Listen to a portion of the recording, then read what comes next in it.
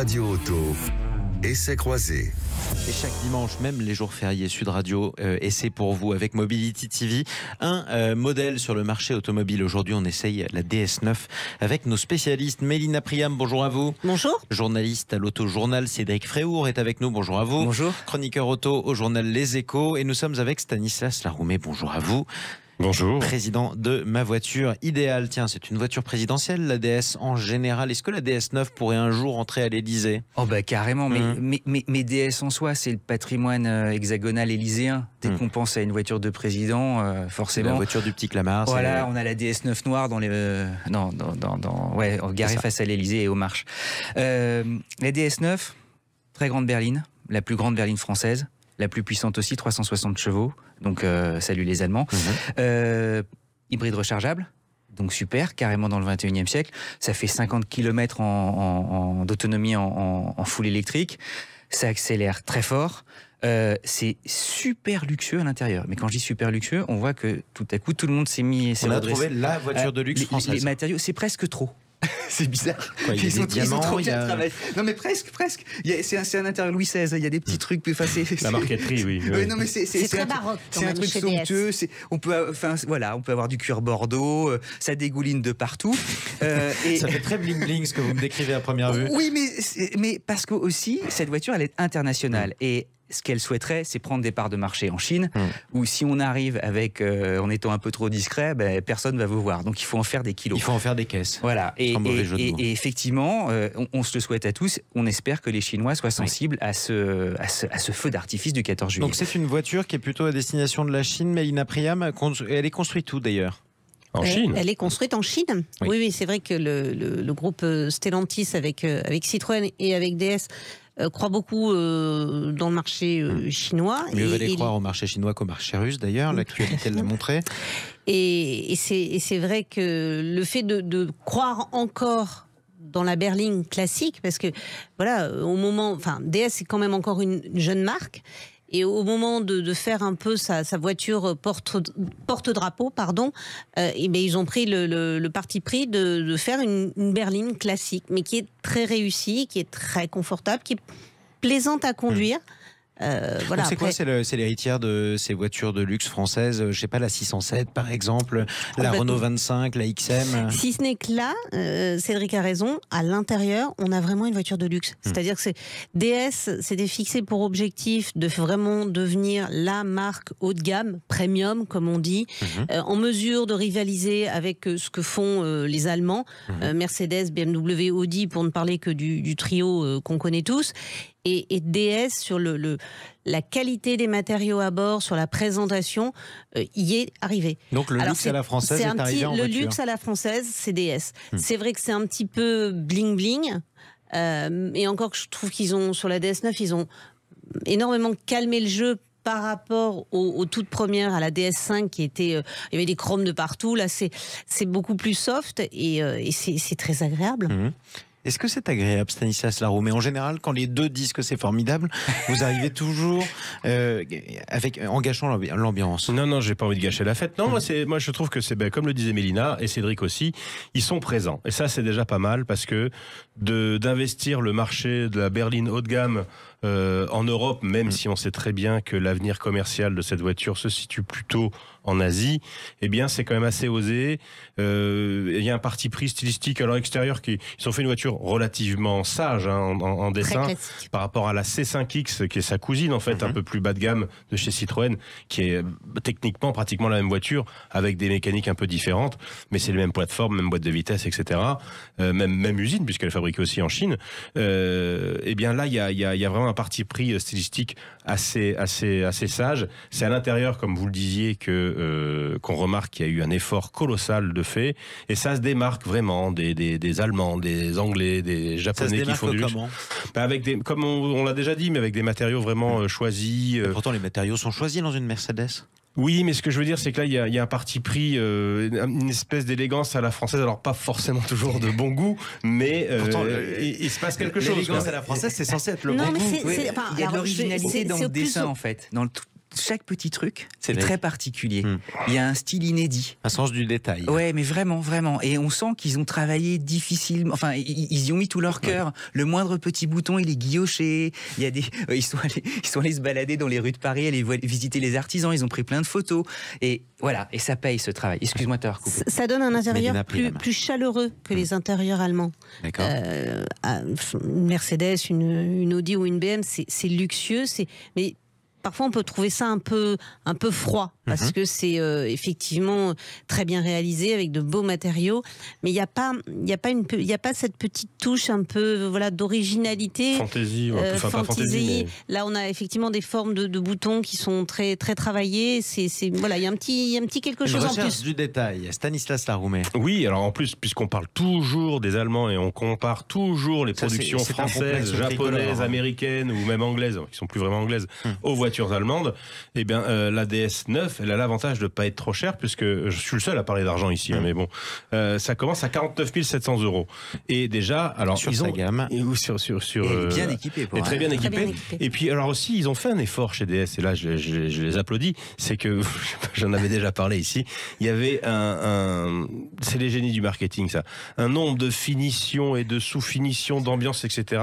C'était incompréhensible, donc maintenant il n'y a plus que 2 finitions, je crois que c'est la Performance Line Plus et Rivoli Plus. Donc, Rivoli, c'est élégant, effectivement. oui, mais pensez à la Chine. Non, c'est important. Voilà, Oui. Rivoli. Alors maintenant, on dit Rivoli pour penser à la Chine, c'est formidable. Non, parce que la voiture devrait, c'est là où normalement elle devrait le plus se vendre. On espère pour eux. C'est Paris qui s'exporte, en fait. Un jour, on construira une voiture à l'adresse du marché français en l'appelant Grande Muraille. Vous verrez, ça, c'est vraiment le Mais charme vous de la rappelez que la pub de mondialisation. la Citroën AX, c'était sur la Grande Muraille. Effectivement. Non, mais juste un petit Cédric truc dans Frévoux. un marché qui est effectivement dominé par l'Allemagne. On a réussi à conférer à la DS9 une âme et un charme très hexagonal, une sorte de fantaisie et une liberté qu'on n'avait pas l'habitude en fait. Même, il y a eu plein de tentatives en fait de se dire allez, on va le luxe à la française dans l'automobile. Ouais. Et j'ai l'impression que c'est un match qu'on a joué et rejoué comme France-Allemagne et à la fin c'est toujours les Allemands qui gagnent. Absolument. Et là, on a une petite opportunité. Oui, puis il y a une donnée qui est assez importante à mon sens pour, pareil encore, cette fameuse lutte contre les constructeurs allemands.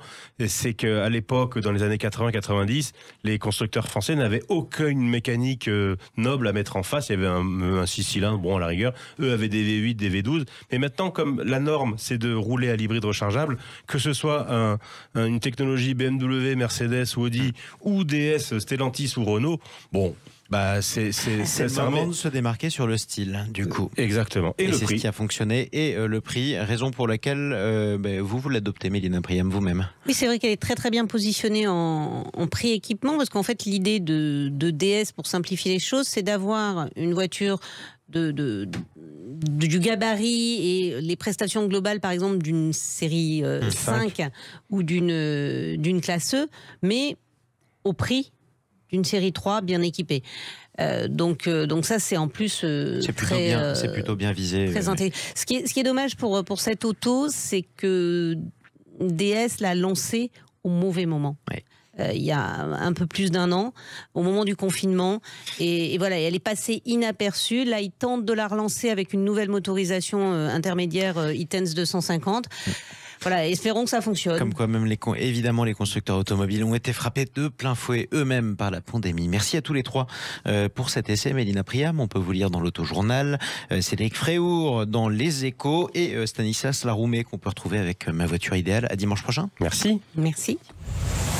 Sud Radio Auto, essai croisé. Votre rendez-vous automobile hebdomadaire sur Sud Radio jusqu'à 10h. Nous vous parlons du GPL, nous vous parlons du bioéthanol, de l'électrique également. Et si demain nous roulions tous à l'hydrogène, et si la filière hydrogène s'organisait en France, c'est en tout cas au programme de ce salon. Bonjour Florence Rousson-Monpau. Bonjour. Vous êtes directrice du salon iVolution, I comme hydrogène en anglais. Vous êtes aussi directrice de la division Green Tech Plus chez GL Events. Alors le salon iVolution qui va se tenir mercredi et jeudi prochain au Paris Event Center. Vous allez regrouper en gros toute la filière de l'hydrogène. D'abord, tiens, en un mot, ça représente combien de professionnels en France, la filière de l'hydrogène ? Alors aujourd'hui, la filière de l'hydrogène, elle est encore un peu petite, je dirais, elle est en train de se structurer. On parle de 3500 emplois aujourd'hui sur la filière de l'hydrogène, notamment sur la France, même si la France tend à devenir, et en tous les cas se positionne pour devenir un expert vraiment sur ces sujets à l'échelle européenne, mais également à l'échelle mondiale. Oui, on va en reparler, je pense. On va en reparler justement. La France qui veut mettre le paquet sur la transition à l'hydrogène. Concrètement, pour tous ceux qui nous écoutent sur Sud Radio, quelle est la différence entre une voiture qui roule à l'hydrogène et une voiture qui roule à l'électrique ? Alors, l'hydrogène, c'est un gaz, contrairement à l'électricité, et c'est un vecteur d'énergie. Donc, l'hydrogène va permettre, et est intéressante aujourd'hui, parce que va permettre de produire de l'électricité, bien sûr, mais également de la chaleur. Donc, c'est une source décarbonée, on va dire, parce que quand on parle d'hydrogène, l'hydrogène, c'est un gaz, on le disait, qui existe depuis des années, mais qui n'était pas propre, on va dire, jusqu'à maintenant. Aujourd'hui, les enjeux, c'est de produire de l'hydrogène vert, et donc, au-delà de purement de l'électricité, c'est un gaz qui va nous permettre d'avoir, vous évoquiez les usages, de nombreux usages, même au-delà de la mobilité. Bien sûr. Alors si demain je roule par exemple à l'hydrogène, on reste sur les automobiles puisque c'est Sud Radio Auto Essais Croisés, comment ça va se passer ? Est-ce que j'ai une pile ? Est-ce que j'ai une batterie ? Est-ce que je dois recharger tous les combien ? C'est quoi le principe ? Alors, tout à fait. On va du coup devoir effectivement recharger aussi sa voiture. Il y a d'ailleurs des stations qui sont en train d'être déployées. Alors, c'est très expérimental encore aujourd'hui. L'hydrogène, on en parle beaucoup. C'est un marché qui est en train de se structurer et de se constituer, mais qui n'existe pas réellement encore. Aujourd'hui, on est plutôt dans des logiques en termes d'usage qui sont plutôt à destination de l'industrie. Donc, effectivement, la question du transport et de l'automobile est au cœur des sujets, mais c'est encore assez expérimental aujourd'hui. Mais bien évidemment... Et c'est que le début, exactement, c'est que le début. Mais alors justement, et c'est ça qui est intéressant, pourquoi, alors même qu'on n'en est qu'au début, alors même que ce n'est que expérimental, eh bien on mise en France massivement sur l'hydrogène. C'est quoi la promesse de l'hydrogène par rapport à tout ce qu'on peut avoir qui prendrait la place de l'hydrogène aujourd'hui ? L'avantage de l'hydrogène, c'est que c'est une énergie, c'est un gaz qui va se produire à partir du nucléaire et de l'énergie renouvelable. Donc, on a des sources d'approvisionnement qui vont être du coup extrêmement importantes et qui vont nous permettre du coup de pouvoir assumer seule notre production d'hydrogène. Donc, c'est pour ça qu'aujourd'hui, on se repose aussi toutes ces questions. La France a investi majoritairement puisqu'on parle d'un plan d'investissement à plus de 7 milliards qui est adressé à la filière de l'hydrogène aujourd'hui. C'est considérable. En termes de soutien, et c'est considérable. Mais quelque part, le marché pour le consommateur final n'existe pas encore. On va parler d'échéances à 2020, 2030 et va être en train de effectivement se structurer, se constituer. Sur la partie transport, très vraisemblablement, on sera certainement au départ vers des transports massifs, du camion ou de l'infrastructure un peu plus lourde que de l'hydrogène qui va être mise à disposition du consommateur final. Sauf que même ça reste l'objectif final. Et c'est ça qui est passionnant. Exactement. Oui, tout à fait. Exactement. Parce que c'est ce qu'on pourra découvrir d'ailleurs dans votre salon, le salon Evolution, qui aura lieu mercredi et jeudi à Paris. C'est que globalement aujourd'hui, on part presque d'une page blanche sur l'hydrogène, mais on décide en France d'investir massivement 12 régions métropolitaines qui se dotent même de plans pour l'hydrogène, qui investissent des dizaines de millions d'euros. Est-ce que ça veut dire que globalement, eh bien, la France a une avance majeure sur les autres pays ? Alors, la France est effectivement en avance. Vous évoquiez effectivement des régions qui sont très impliquées parce que l'idée, c'est bien, du coup, autour de l'hydrogène, de réinventer une filière industrielle et d'apporter de la valeur dans les régions et dans les territoires. C'est-à-dire porter cette nouvelle énergie et ce gaz au plus près du consommateur et de l'utilisateur final. Donc, dans le cadre effectivement des politiques de décentralisation, d'indépendance des territoires, il y a effectivement cette logique de créer et d'ancrer du coup ces politiques à l'échelle régionale. Alors, en développant cette filière, à terme, quel type de métiers pourront être créés ? Quel type d'emplois plutôt seront créés ?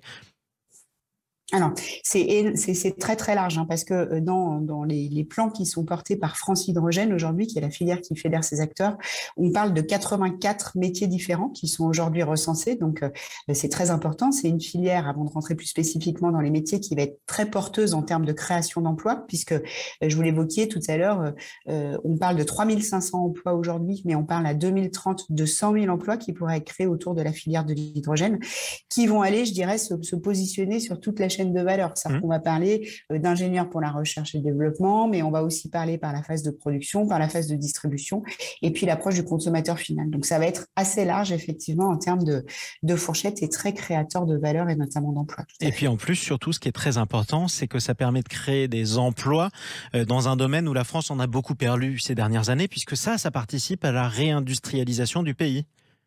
Tout à fait, c'est exactement ça. Ça participe à la réindustrialisation du pays. Finalement, la consommation d'hydrogène aujourd'hui, là on évoquait la partie transport, mais mobilité, va également du coup impacter l'organisation de la filière industrielle, l'organisation de la filière énergie. Et du coup, effectivement, on a la chance d'être dans un pays qui est plutôt à la pointe et en avance et du coup de pouvoir créer beaucoup de valeur autour de cette filière. Alors en tout cas, vous pariez vous-même sur la croissance très forte de la filière de l'hydrogène, puisque le salon iVolution, en ce moment, c'est au Paris Event Center, c'est juste à côté de la Cité des Sciences à la Villette, pour ceux qui connaissent la capitale. Mais vous avez déjà fixé la date du prochain salon, avant même celui-ci. C'est en février 2023. Et là, vous allez changer carrément de dimension, puisque vous partez au Parc des Expositions. Il y aura encore plus de monde. Au Parc des Expositions, il y aura encore plus de monde. Aujourd'hui, iVolution, c'est un événement qui regroupe 310 exposants et marques, qui est réservé aux professionnels, qui va accueillir à peu près 4000 visiteurs. La filière est en train de se constituer, donc le salon évolue aussi en même temps que la structuration de la filière. Pour nous, ce qui est important, c'est de pouvoir, du coup, chez GL Events, accompagner l'évolution et la croissance des marchés en ayant des événements et des salons professionnels qui soient en phase avec les besoins, du coup, des différentes filières. La France garde cette position d'événement numéro 1, en tous les cas de pays numéro 1 en avance, et doit avoir du coup un événement à la hauteur de la politique qui est conduite aujourd'hui par le gouvernement et par les ambitions qu'on affiche. Donc effectivement, on se dit que aujourd'hui la filière doit changer d'échelle et doit se massifier pour aller chercher du coup des coûts qui soient plus réduits. Ben, le salon doit aussi grandir, continuer à grandir à la porte de Versailles effectivement. Et puis on aura aussi la volonté, on a la volonté de pouvoir créer au côté du salon en 2023 un très grand congrès international qui permettra du coup de réunir à la fois les politiques et les grands décideurs économiques pour réfléchir tous ensemble autour de ces sujets porteurs. Alors revenons pour conclure sur le programme de ce salon iVolution à partir de mercredi à Paris. Le point d'orgue de ce salon? Le point d'ordre de ce salon, c'est vraiment continuer à accompagner la filière sur la structuration des partenariats qui sont nécessaires. Ça, c'est vraiment important. L'enjeu, c'est vraiment cette logique du changement d'échelle. Donc, on est très heureux de pouvoir avoir effectivement cette dynamique autour du salon. Je vous l'évoquais, 310 exposants et marques qui seront présents, 11 territoires, 11 régions qui seront représentées sur 12. Donc, on se rend bien compte effectivement qu'il y a cette réalité territoriale que vous évoquiez. Tout le monde est présent. Exactement. 11 entreprises du CAC 40 aussi qui sont très investies, qu'on parle d'Airbus, qu'on parle de Schneider Electric. On voit bien que sur l'ensemble de la chaîne de valeur, il y a une volonté des entreprises aussi d'être présents sur ce sujet. Et puis, du coup, des conférences de haut niveau qui vont se tenir pendant ces 2 journées. Et un sujet également, on l'évoquait, qui est important, cette logique, et c'est une plateforme d'accompagnement pour l'emploi et la formation, pour bien identifier, du coup, les entreprises qui sont déjà en cours de recrutement, et puis les perspectives qu'on va pouvoir se donner sur les différents métiers qui vont, du coup, se créer autour de ces marchés. La France deviendra-t-elle un leader de l'hydrogène comme elle l'a été en son temps dans le nucléaire? Eh bien, écoutez, vous pourrez commencer à le savoir en assistant à ce salon iVolution. C'est mercredi et jeudi à Paris. Merci beaucoup d'être intervenu sur Sud Radio, Florence Rousseau-Monpeau, directrice du salon iVolution, et puis aussi de la division Green Tech Plus chez GL Events.